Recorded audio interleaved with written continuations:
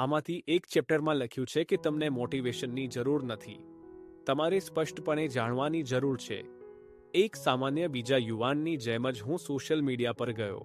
ત્યાં actor, actress, politician, coaching ઇન્ડસ્ટ્રીવાળા, motivation ઇન્ડસ્ટ્રીવાળા અને સોશિયલ ઇન્ફ્લુએન્સર બધા જ પ્રકારના ગમે તે ફિલ્ડનો હોય, હર કોઈ મોટિવેશન વેચી રહ્યા છે. એક યુવાન તરીકે શો વિવેક હોવો જોઈએ આ વસ્તુને સમજવા માટે? એને એ વાત કીધી.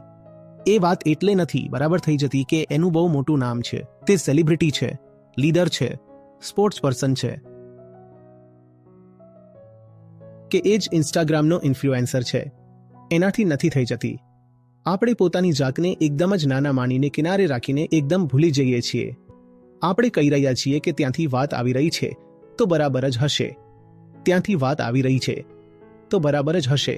આ એક ભૂલ કરી, ત્યાંથી આવી રહી છે બરાબર જ હશે. હું નાનો તે મોટો.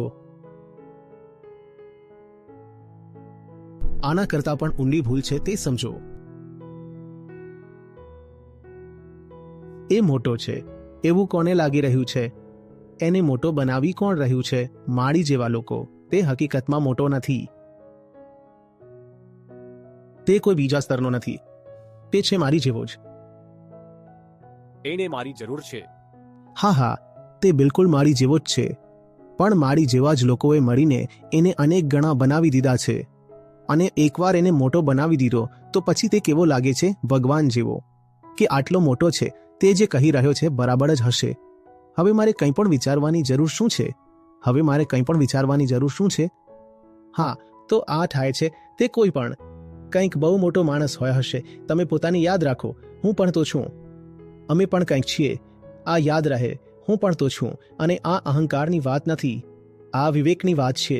કારણ કે તમે જે પણ કંઈ કહી રહ્યા છો, જો તમે મને કહી રહ્યા છો તો એને ચકાસવું તો મારે પડશે ને.